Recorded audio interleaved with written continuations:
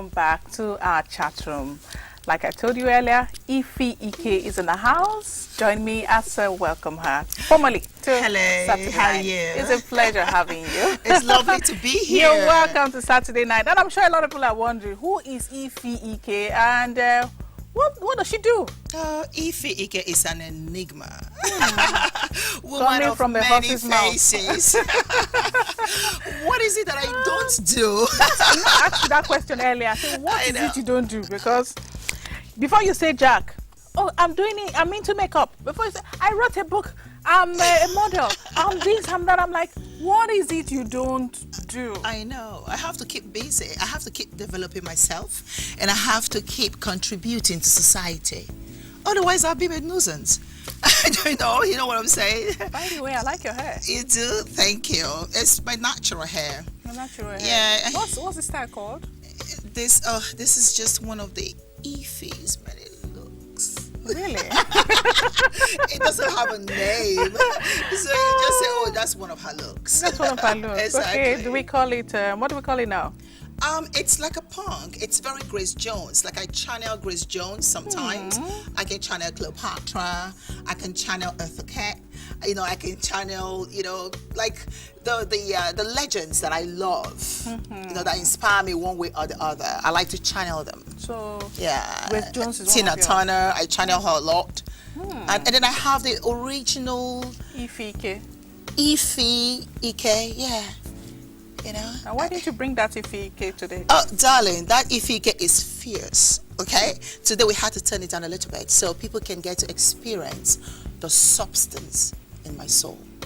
Speaking of substance, when I first met Eefy Ike, we were at an event, and they brought her up for an interview, and I'm like, I looked at her head to toe. I said, she's not the type I want. You know, she's too cosmetic. I want somebody else.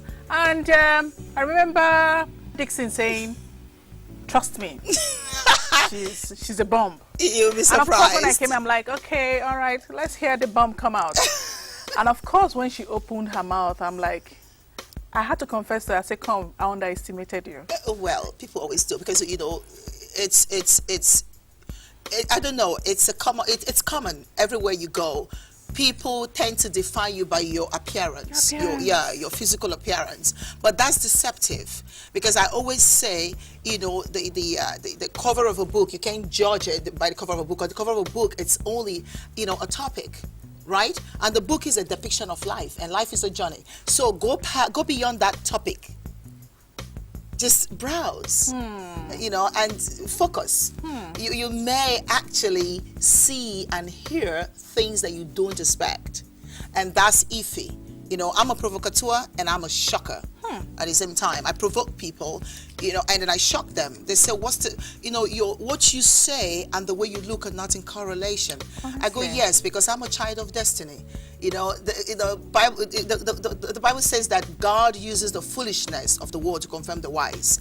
He always used the wrong person to deliver the messages of light. Okay, are you also a pastor? Oh, no, I am not, but I'm very spiritual. I'm in tune with the Holy Spirit. Interesting. I can't do anything In fact, without I'm God. sure the day they'll write a book on you, it will be bigger than the dictionary. It will definitely be bigger than the dictionary because you seem to have different parts all wound up in this body. Well, darling, I'm God's masterpiece. What can I tell you? Interesting. You see, the reason why I brought Eefy Ike to the program tonight is I spoke to her on a couple of issues and I found out that you will definitely learn from her. I mean, coming from her background, coming from where she's coming from and getting to where she is today is an inspirational story. That's why I brought her on. And of course, during the course of the program, we'll get to unravel her.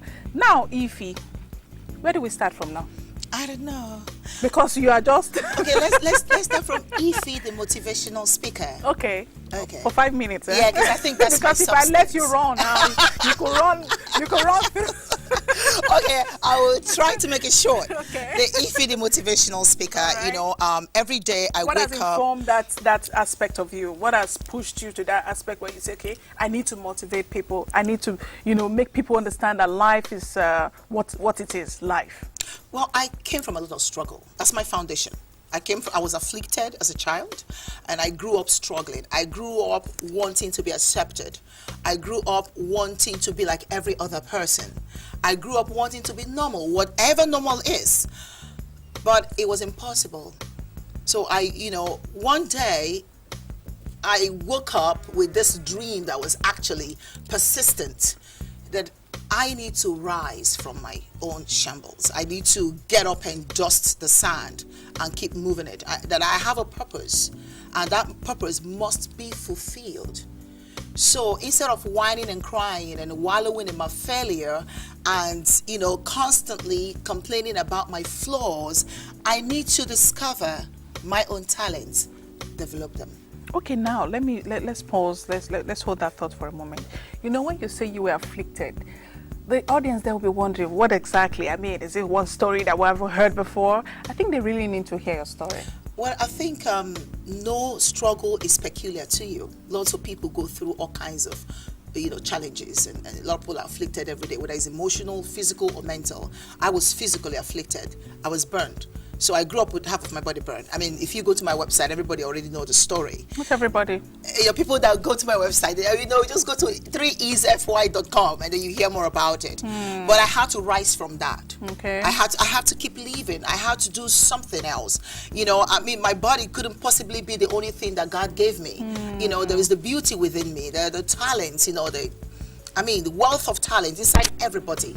Okay. And I had to develop that. And one of it was the motivational speaking, going to give back.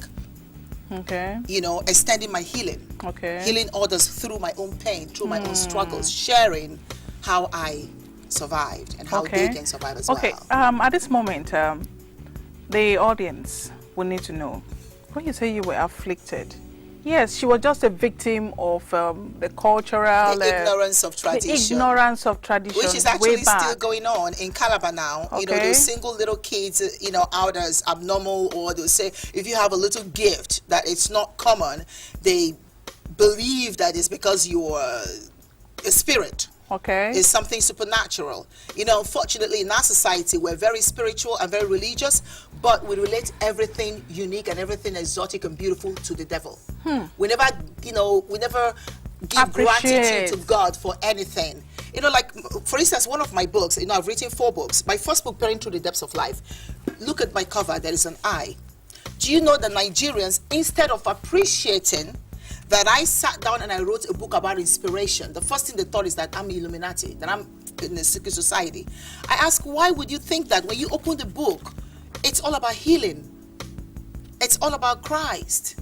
It's all about helping people. Why would you judge the book by the eye? Oh, because the Illuminati, the eye is their symbol. But God created eye. Have you forgotten that God created eye? What was my inspiration? My book is called Peering Through the Depths of Life.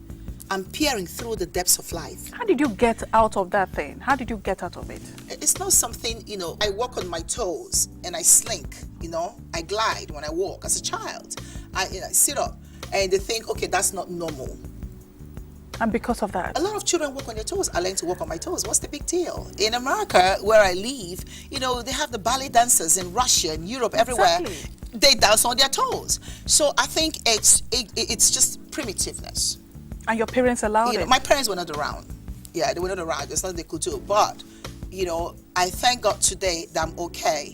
Because the way I see it now is I was afflicted so that through my pain, others can heal. So I use it as a healing contact. I don't condemn myself anymore like I did when I was a child. I had the low self-esteem. Now, I sell self-esteem. So I grew and I healed, and I'm trying to extend that healing. That's why I'm writing the inspirational books. You see, the one thing I'm really grateful for is civilization. Yes. Oh. Because for a 2.5-year-old child to go through that kind of experience, and you're standing tall today. They're marrying off little girls. What do you call that? The ignorance of tradition. They're marrying off little girls. They're selling little girls. And did you ever think at that moment, did you ever consider taking your life? Darling, I tried to commit suicide at age 8. I was 8 years old when I tried to kill myself. What would you do when you're struggling, when you're emotionally stifled? When you wake up every day and they tell you you're not normal, that you're not like other children, that you're less than them. Simply because you walk on your toes. You know, because you walk on your toes and you have mannerisms that are not common to, you know, to other children. And then they tell you you're not good enough. And that's what they do in this society. And I preach it all the time. Parents, be careful what you tell your kids. People, be careful what you tell other people's children. Because they're not like your children or because they're not like you, doesn't mean they're less human. It doesn't mean that they're not good enough. It just means that it is in alignment with their destiny. God created everyone the way he did for a purpose. For instance, people say, oh my God, how could you be this beautiful and this? You look very cosmetic. You always, you know, make up and always, and then you're a motivational speaker. I said, are you kidding me? God created me. God gave me the messages to go deliver to the children of my generation because they are the lost children. Probably if you didn't have that experience, you'd probably be towing another line today. Exactly. Maybe just reserved, just, you know, your own small comfortable world. Or maybe even arrogant and rude and a bitch, excuse me my language, because I'm like, oh, look at me. You know, but what happened? That built the character within me. That inspired compassion. That made me to be more sensitive towards humanity and want to take care of older people because I know what it feels like to live in emotional bondage. I know what it feels like to feel ugly. I know what it feels like to be underprivileged, to have nothing, to be mocked. I know what it all feels like as a child. So now I grow up understanding it. And I want to make sure that every other little girl out there don't feel it. I want to make sure that every other young boy out there don't feel that. So when I come around them, you know, everybody say, Eefy, why are you calling every girl a princess? I said, I call them princess because I want to inspire them. I want to heal their self-esteem. I want them to feel beautiful. When someone calls you a princess, automatically you feel like a princess. And that should influence your attitude and everything you do in your life. I'm still trying to come to terms with the fact that a less than 3-year-old child is taken from her home and set on fire because she walks on her toes. It happened at home when the Nipa, what do you call Nipa now? I think you've changed that. Okay. There's something you guys Light call went Nipa off. now. Yeah. We didn't have light, it was in darkness. And I and my brother were in a room waiting for the maid to come and bathe us. My mother just had a new baby and she was in another room bathing her baby.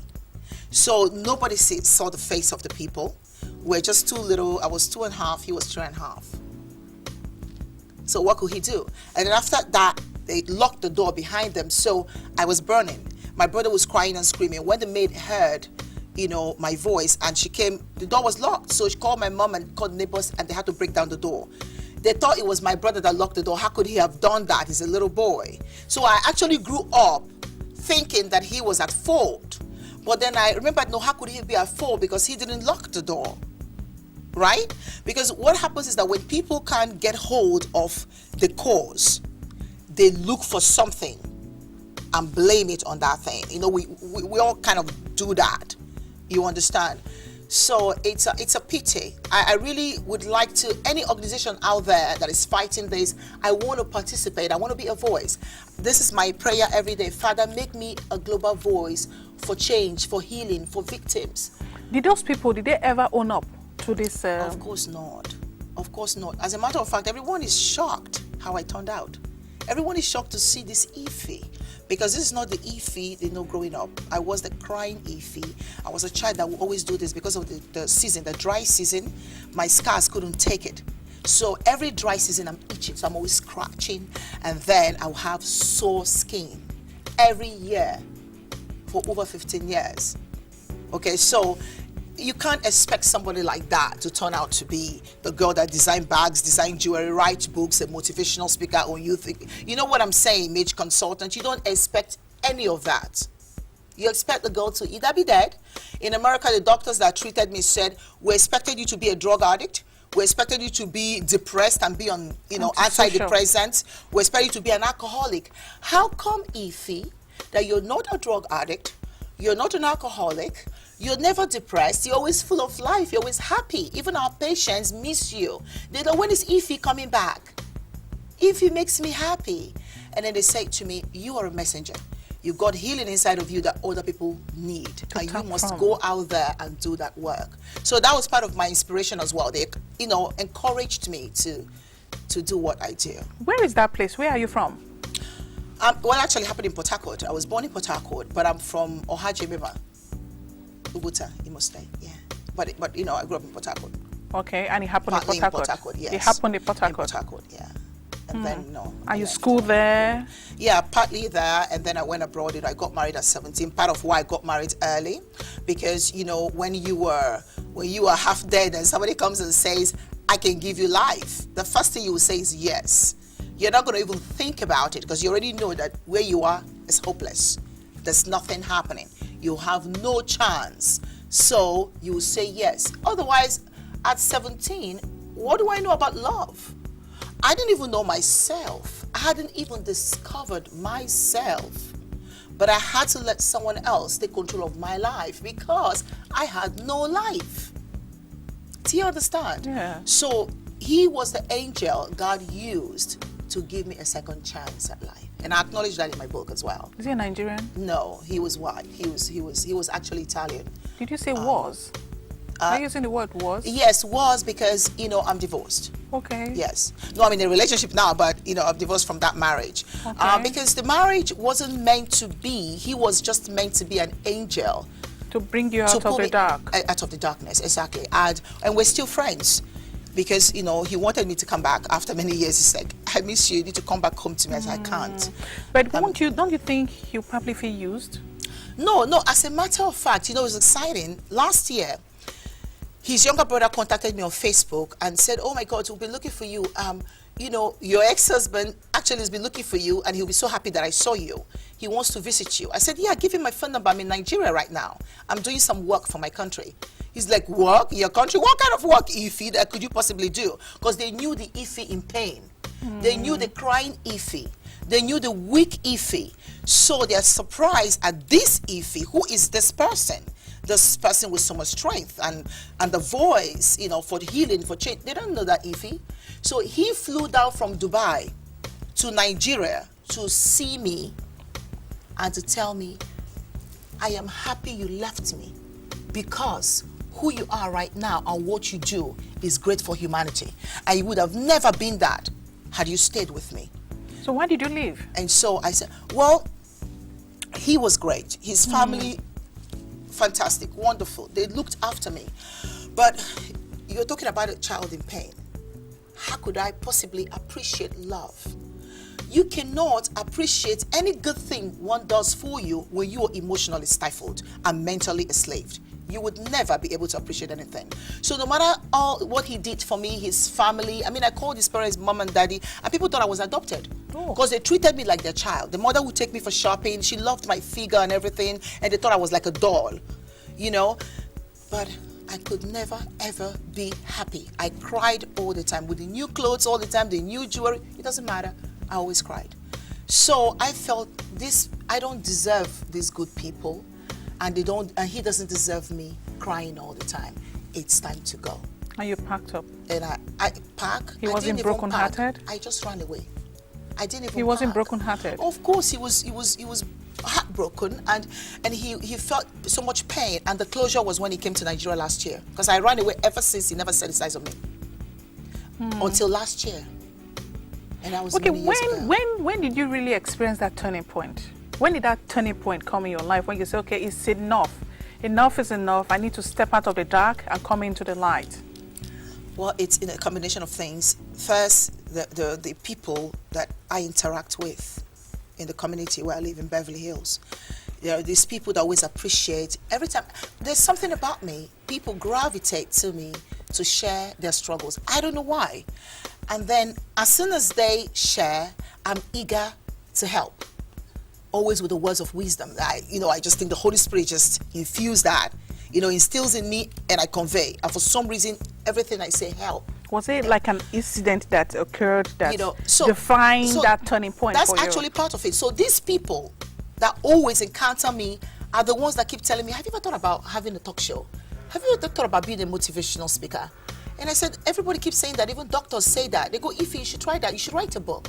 Your book will help a lot of people." And I always say, what am I going to write? I didn't study journalism and psychology. They go, "Eefy, write the way you talk. It's enough." And lots of people are going to get healing through that. And then I started having the series of dreams about, me focusing on what he has given me. I always have this dream. Why are you always whining about the things that elude you? Why don't you focus on the things I've given you? I've given you so much. Everywhere you go, you command attention.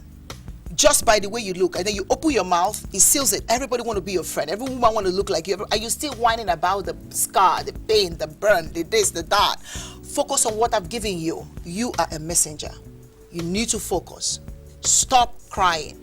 So that dream was persistent, and I started thinking about it. I said, you know what? It's true. I have so much. What am I even complaining about? I live in Beverly Hills. I have all the nice things. I'm beautiful. Forget the scar.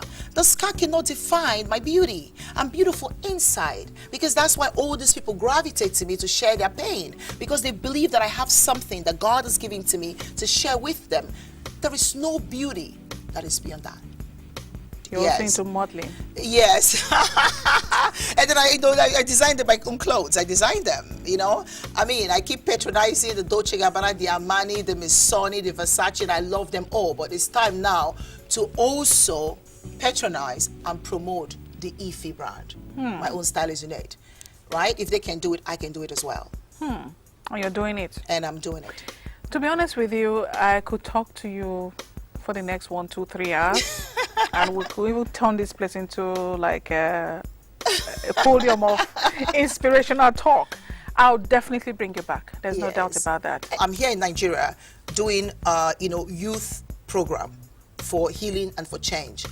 It's called Patriotic Movement, and we're set out to promote peace, unity, patriotism, and to raise change vanguards in Nigerian youths. And on the 29th, we're having an event called, the agony of Nigerian children. We're launching Synergy, a symbol of peace and unity. You cannot use the abduction, the bombing, the shootings and the rape and all of that to change anything in Nigeria if good governance and effective leadership is the problem. You can't induce that by all of this. The day you so decide to become, to vie for the position of a governor, a president, a senator, a House of Rep, you have my vote. You're so sweet. I think I'm just being a Nigerian woman, a Nigerian youth, and I think it's my responsibility, like I think it's everybody's responsibility, to contribute to the healing and building of this nation. It takes a collective effort to resolve a national challenge. There must be synergy. Do the right thing. Nigerian youths, I want to talk to you. Nigeria beckons your energy. Nigeria beckons your patriotism. Nigeria beckons your soul. Nigeria beckons your innovative skills. Nigeria beckons. We cannot heal Nigeria unless all of us synergize, unless there is a collective effort, synergy. We cannot heal Nigeria. We can't keep waiting for Americans and the Europeans and all these people to come and fix our home. You have to learn to fix your home. We have to learn to fix our home. You have no other home. This is your only home. Thank you very much. Thank you. That was a beautiful speech. That was a very powerful, touching, passionate, and re-energizing speech. I'm moved. We'll bring you back again, and then you tell us more about the other areas of Eefy that makes Eefy, Eefy. All right? Thank you. So thank you so much. It's been a pleasure having you on the program. Thank you. And I appreciate you. Thank you so much. I appreciate you too. Thank you. Tell them to bring our girls back. They will. Yeah. They will. They're hearing you. Yes. They're hearing you. So it's a pleasure having you on Saturday night. We'll definitely have you once more. All right? Thank you. So viewers, on that note, we say thank you so much for staying tuned to this week's edition of Saturday Night. In my own small corner, in my own way, like I'd always say, be kind to one another. Good night.